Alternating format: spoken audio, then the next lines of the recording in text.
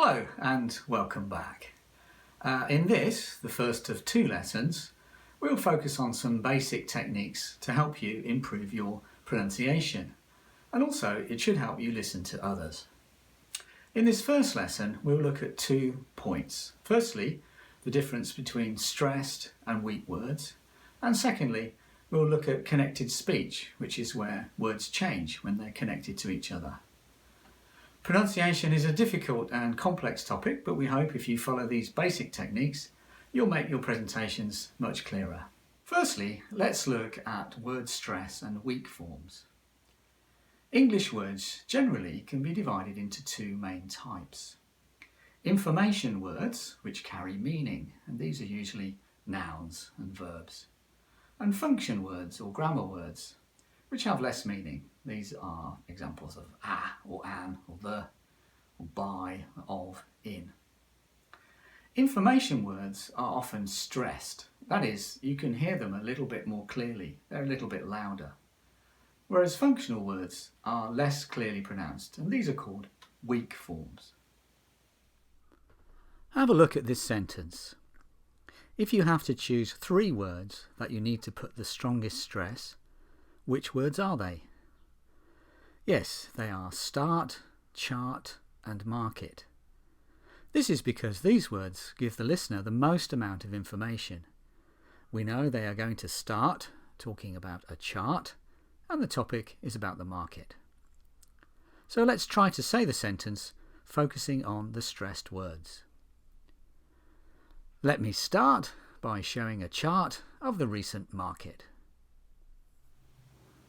In contrast to the stressed words in our sentence, we've got several functional words, by, of and the. If we stress these words, we don't get much information at all, and our sentence doesn't mean much. So these forms are called weak forms.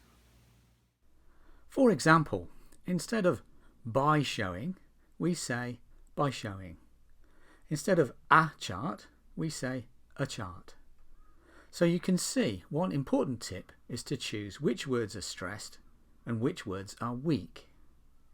Some common examples of weak sounds are frequent words such as and, of, to, and auxiliary verbs such as in the verb to be. For example, you and me becomes you and me. Rock and roll becomes rock and roll. Piece of cake becomes piece of cake. Cup of tea becomes cup of tea. What are you up to becomes what are you up to. How are you doing becomes how are you doing. There are several ways in which the pronunciation of English words change when they're connected to other words in a sentence. We're going to look at 4 of these ways. These are losing sounds, changing sounds, linking sounds and contracting sounds. Let's look at each of these in turn. Firstly, let's look at losing sounds.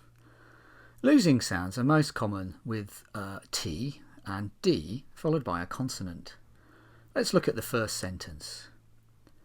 The sales increased to $10 million. Here you can see that increased to becomes increased to. And in sentence number 2, I went to the headquarters to discuss the matter. Went to becomes went to. So the final D in increased and the final T in went are lost. In our next example of connected speech, 2 words connect together and the sound changes. For example, in number 1, we help to lead you to the next stage of your goal. In this case, lead you becomes lead you. Number 2, would you like to see the chart first? Would you becomes would you. And in number 3, to sum up, we prioritise our customer needs. Sum up becomes sum up. Linking sounds. There are a number of ways that English words link together. One of the most common is where one word ends with a consonant and the next word starts with the same sound or a similar one. In these cases, instead of saying this same sound twice, the two words share the linking sound. Let's look at 3 examples. Number 1. The best time of the day. Best ends with a T, and time starts with a T, so they share the linking sound, best time. Number 2. I feel lonely sometimes. Feel ends with an L, and lonely starts with an L, so they share the linking sound, feel lonely. Finally, number 3, you look cold today. Look ends with a K, and cold begins with a K sound, although the spelling is different. Look cold. Contracting sounds. A very common feature of English pronunciation is where 2 words, such as she and will, are shortened or joined together as one word. This is called a contraction. So she will becomes she'll. Other examples are he will becomes he'll. You will becomes you'll. Negative examples, such as have not, becomes haven't, and could not becomes couldn't. And there are particular verb forms, such as going to, which becomes gonna. Want to becomes wanna. This kind of contraction doesn't happen in very careful, slow speech, but in most conversations and in presentations where you want to sound natural, it is very common. In today's lesson, we've looked at 2 features of English pronunciation, stressed and weak forms and connected speech.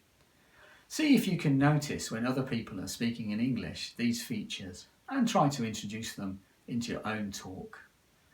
You don't have to be perfect, but if you can better stress words and if you can better connect words, then you will be more understandable. In our next lesson, we continue with pronunciation and we look at intonation and rhythm.